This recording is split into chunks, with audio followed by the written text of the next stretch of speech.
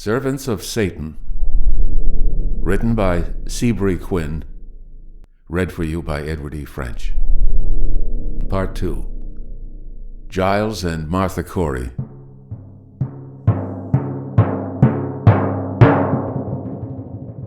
The bleak March wind rushed pell-mell through the narrow, unpaved roadways of Salem Village. It tore at tradesmen's signboards with a bellow. It rapped with frozen fingers at the dwellings' tight-barred shutters, then fled with a whoop of maniacal laughter past Salem Village Church to scream and howl round the Putnam homestead like a chained wolf straining at his leash. In an upper room of the strong, weather-stained house, a girl woke with an uneasy whimper and looked into the darkness of her low-ceiled bedroom with round, fearful eyes, listening to the screeching of the midnight wind. A moment she lay thus, then sat bolt upright, her mouth squared in a cry of mortal terror. "Anne, child, what ails thee?" Goodman Putnam swung back the door of his daughter's chamber and flashed the subdued light of his lantern about the room. "Oh, father," the girl, she was only 12 years old, cried, "the witch woman, the wicked witch woman was here." "Nonsense, child," her father answered testily. "Thou knowest the witches are in Ipswich jail. How can they plague thee now?" "Nevertheless, father," Anne Putnam replied stubbornly, "the witch was here but a moment agone. I saw her come down the chimney astride her broom handle, looking at me with great red eyes." Goodman Putnam drew his flannel bedgown more tightly about his shoulders and looked fearfully at the fireplace his daughter's shaking forefinger indicated. "Didst recognize her, child?" he asked. I think," the girl stammered, trying to summon her memory, "I think 'twas Goodwife Corey, father." "Martha Corey, didst say?" Putnam answered thoughtfully. He laid a poker across the yawning mouth of the fireplace, for witches were notoriously afraid of iron, since that was the metal which bound our Lord to the tree, and patted his daughter reassuringly on the shoulder. "Peace, child," he counseled. "Thou'lt be safe till daylight. I'll see the parson about this in the morning." Next day a conference was held in the parsonage of Salem Village Church. The Reverend Samuel Parris, pastor of the congregation, Edward Putnam, and Ezekiel Cheever talked earnestly of the state of affairs. But 12 days ago, Sarah Good and Sarah Osborne, both old women of Salem Village, and Tituba, the half-breed Indian slave of Mr. Parris himself, had been remanded to jail as witches, there to await execution on the gallows. Anne Putnam and a number of other young girls and women had been their chief accusers, declaring Goody Good and Goody Osborne had grievously afflicted them with pains and torments. With the arrest and imprisonment of the witches, the good citizens of Salem had breathed a sigh of relief, for, though the devil was mighty, the Lord, aided by the Reverend Samuel Parris and the Salem magistrates, was mightier, and righteousness had triumphed over wickedness. Now, alas, another witch had risen to plague the congregation. "Didst say 'twas Goodwife Corey?" the minister asked, interest, perhaps something more, in his deep-set eyes. "Aye," Putnam answered, "Goodwife Corey," the child said, astride her broomstick. "This matter needs our service," Mr. Parris interrupted. "My brethren, let us pray. Then you must away to Salem Farms to question this wretched woman." In Salem Farms, where the town of West Peabody now stands, was the substantial farmhouse of Giles Corey, husbandman.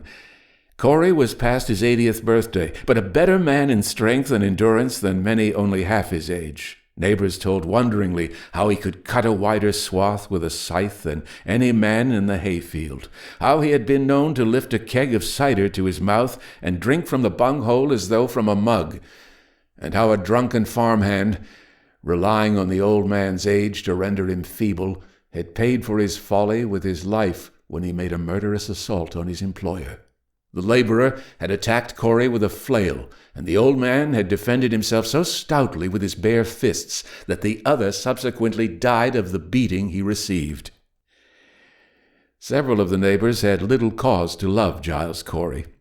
When some of them had wrongfully accused him of burning another's barn, he had an action for slander against them, and won substantial damages. Corey's wife, Martha, was his third spouse, and a fitting mate for him.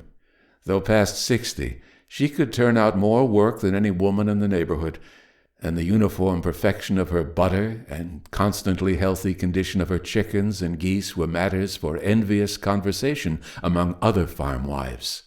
Some there were who hinted darkly that her good luck came not alone from industry and the know-how, but might be attributed to the sort of help no Christian woman dare accept. Another cause the neighbors had to regard the Coreys askance was their attitude toward the arrests for witchcraft.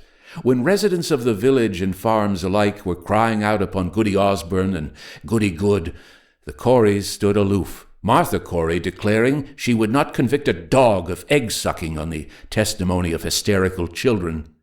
As for Tituba, the minister's Indian slave, who had confessed herself a witch and implicated Sarah Good and Sarah Osborne with her, Goodwife Corey had hinted the Indian woman's pious master knew more about that confession than he cared to tell.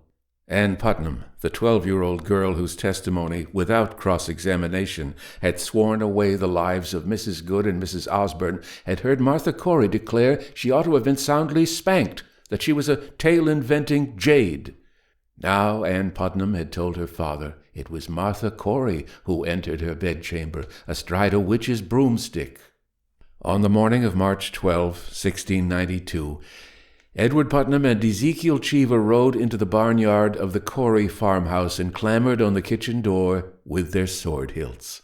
"I know why you have come," Martha Corey said as she swung the door open and recognized her visitors. "You have come to say that I am a witch, but I am none. I am a gospel woman." Putnam and Cheever looked knowingly at each other. How came this woman to know their errand before they had opened their lips? "You have been cried out against," Cheever told her solemnly. "The children of Salem village say you have appeared unto them." "And did they saw how I was dressed?" the old lady interrupted. "Did they tell you what clothes I wore?" Here was a poser. No one had thought to ask Ann Putnam what clothes the witch wore when she appeared, but certainly she must have worn some. Puritans, even when they sold their souls to the devil and became witches, never appeared in public or private save fully dressed. Straight back to Salem village rode Ezekiel Cheever and Edward Putnam to question Ann regarding the witch's dress. When they arrived, they found the evil one's work had preceded them. Ann Putnam had talked with her friends and playmates. Now all were undergoing terrible agonies, crying out that they were being cruelly pinched and bitten by some invisible person.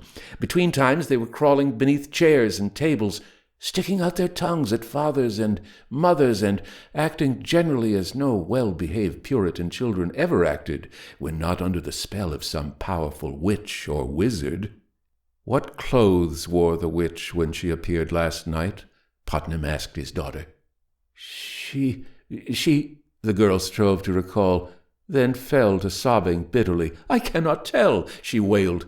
"She was all wrapped round with a blaze of hellfire. I could not see her clothes." No one asked Ann Putnam how she knew the blaze to be that of hellfire, or how such fire differed from that commonly seen on the chimney hearth. The wicked witch's scheme was exposed. She had asked if the child could describe her clothes when she well knew her enveloping sheet of hellfire prevented her clothing from being seen. A warrant was forthwith issued for the arrest of Martha Corey, housewife of Salem Farms. The Pittmans had not perfected their shorthand system in 1692, and all court reporting, which has come down to us from that time, consists of abbreviated longhand notes. But the Reverend Samuel Parris, pastor of Salem Village Church, apparently added the duties of court reporter to those of assistant magistrate and prosecutor, since we have the following transcript of Martha Corey's examination preserved in his handwriting. By Magistrate John Hathorne. Question: You are now in the hands of authority. Tell me now, why do you hurt these children? Answer, I do not. Question, who doth? Answer, pray give me leave to go and pray. This request was repeated several times. Question, we did not send for you to pray, but to tell us why you hurt these children. Answer, I am an innocent person. I never had to do with witchcraft since I was born. I am a gospel woman. Question, how could you tell, then, that the child was bid to observe what clothes you wore when someone came to speak with you? Answer, I suspected it. Question, you dare thus to lie in all this assembly? I expect the truth. Speak now and tell who told you what clothes. Answer, nobody. At this point, one of the afflicted children suddenly cried out, Look, look, there stands a great black man beside her. He is whispering in her ear. Mr. Parris records this incident but fails to give the name of the afflicted in his notes. Magistrate Hathorne immediately asked the old lady what her invisible counselor said, and she replied, We must not believe all these distracted children say. Thereupon, to quote Mr. Parris's notes, there was extreme agony among all the afflicted. It was noted that when she bit her lip, again quoting the Reverend Scribe's report, several of the afflicted were bitten. The marshal said, She hath bit her lip, and immediately the afflicted were in uproar. In such circumstances, it is not surprising that Hathorne and Corwin, the magistrates, should have found sufficient grounds for holding the old lady for the autumn assizes. She was accordingly lodged in jail till the court could convene in September. Her trial at the fall term of court presents little difference from similar hearings, save for one single incident. Among the afflicted was a young matron, a Mrs. Pope, wife of a well-to-do citizen of Salem. During the trial, this Christian young woman hurled her muff at the accused as she stood in the prison's dock. Her shot, as is often the way when women throw missiles, went wild. But if she lacked accuracy of aim, she certainly was not wanting in spirit. Stooping, she unfastened the buckle of her heavy, rough-weather brogan and flung it with all her might at Martha Corey. Practice had improved her marksmanship. The iron-studded heel of the heavy footgear struck the old lady full in the mouth. Tipstaves and court attendants made no move to interfere. With bruised and swollen lips, Martha Corey stood to receive sentence of death by hanging. Another entry in the Reverend Mr. Parris's notes furnishes us with the penultimate chapter of Martha Corey's tragedy. Accordingly, this 14 September, the three aforesaid brethren, Lieutenant Nathaniel Putnam and 2 deacons of Salem Village Church, went with the pastor to her Salem prison, whom we found very obdurate, justifying herself, and condemning all that had done anything to her discovery or condemnation. Whereupon, after a little discourse, for her imperiousness would not suffer much, and after prayer, the dreadful sentence of excommunication was pronounced against her. 6 days after Martha Corey's arrest on a charge of witchcraft, her husband Giles Corey was hauled before the magistrate on a similar accusation. The same afflicted children who had sworn away the wife's life appeared in the role of prosecuting witnesses against the husband, and so greatly did they suffer that, though the old man stood a good 10 yards from them, his hands were lashed behind his back to keep him from pinching the girls by magic. After the children's tale of hauntings, pinchings, beatings, and other abuses had been told, Giles Corey was permitted to speak in his own behalf. But when he declared himself innocent, the afflicted children forthwith fell to the floor, some in a dead faint, others writhing and groaning in agony. "Is it not enough to work magic at other times?" Magistrate Hathorne asked the prisoner sternly, as he beheld the sufferings of the afflicted. "Must you be at it in the face of authority?" Again the old man denied his guilt, and the magistrate interrupted with, "Why do you tell such unchristian lies against these witnesses?" Throughout the short hearing of Giles Corey's case, the afflicted seemed almost beside themselves. If he held his head on one side, the better to hear the judge's words. The heads of the afflicted were all held on one side while they cried aloud that his magic compelled them to imitate his movements. He drew in his cheeks. Their cheeks instantly were drawn in. There was little testimony in his case. The cries and general demeanor of the childish accusers were enough to convince the magistrates they had a dangerous and powerful servant of Satan in custody. He was remanded to jail to await the grand jury's action. September 7, 1692. Giles Corey was led into court to answer an indictment for witchcraft. The court clerk read the document and, as was customary, asked the defendant whether he pleaded guilty or not guilty. Corey, though past the allotted 70 years, was strong in spirit. "'Tis nonsense," he cried in a clear, ringing voice. "To peril a man's life on the idle tales of children is foolery. I'll not answer to such an indictment." Court and spectators sat aghast. Had not the witnesses on whose testimony Giles Corey was indicted been sworn on the Holy Scriptures? Did not those same Scriptures declare witches and wizards existed and must be put to death? Whoever called a trial for witchcraft foolery denied the Bible and mocked at God. This man was a blasphemer as well as a wizard. What to do? No man could be legally sentenced unless he had previously been found guilty by a jury after a plea of not guilty, or had saved the court's time by pleading guilty.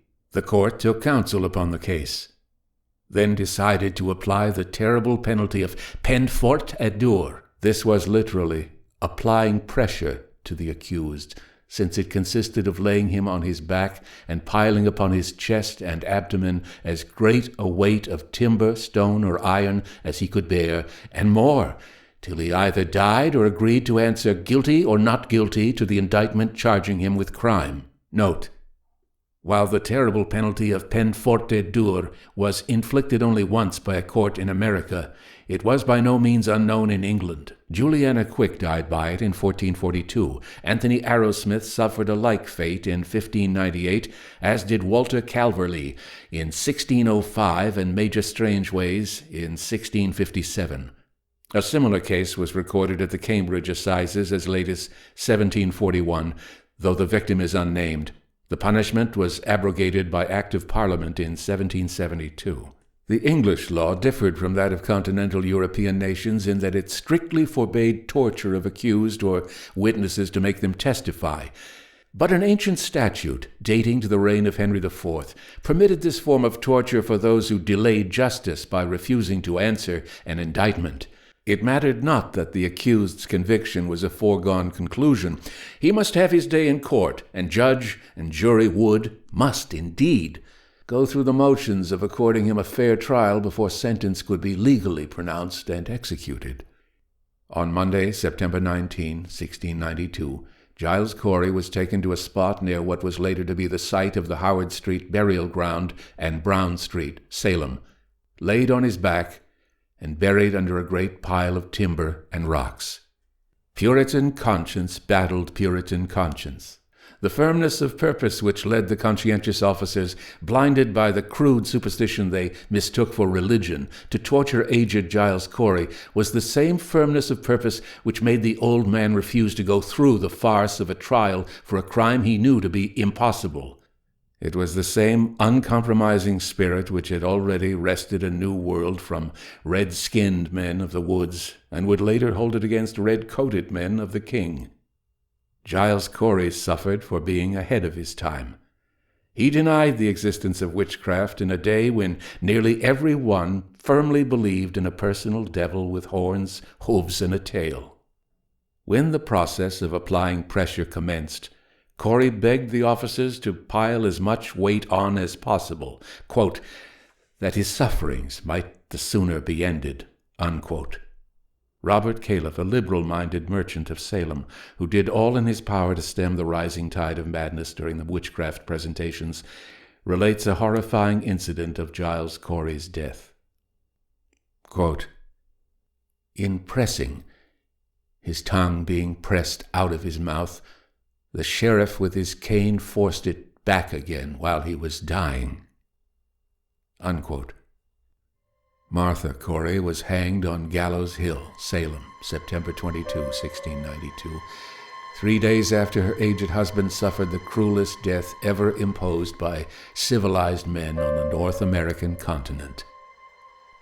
An old ballad, written in the contemporary style, tells of Giles Corey's death in these quaint words. Giles Corey was a wizard strong, a stubborn wretch was he, and fit was he to hang on high upon the locust tree. So when before ye magistrates for trial he did come, he would no true confession make, but was completely dumb. Giles Corey, saith ye magistrate, what hast thou here to plead to these that now accuse thy soul of crimes and horrid deed? Giles Corey, he saith not a word, no single word spake he. Giles Corey, saith ye magistrate, we'll press it out of thee. They got them a heavy beam, they laid it on his breast. They loaded it with heavy stones, and hard upon him pressed. More weight, now said this wretched man. More weight, again he cried, and he would no confession make. But wickedly he died.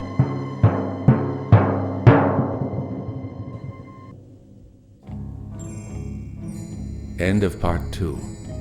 The third of Seabury Quinn's true tales of witchcraft, Rebecca Nurse, Saint of Salem, tells how a colonial court, in violation of the principle of trial by jury, sent a saintly old woman to the gallows on the testimony of hysterical children. Servants of Satan, Part 2. Written by Seabury Quinn.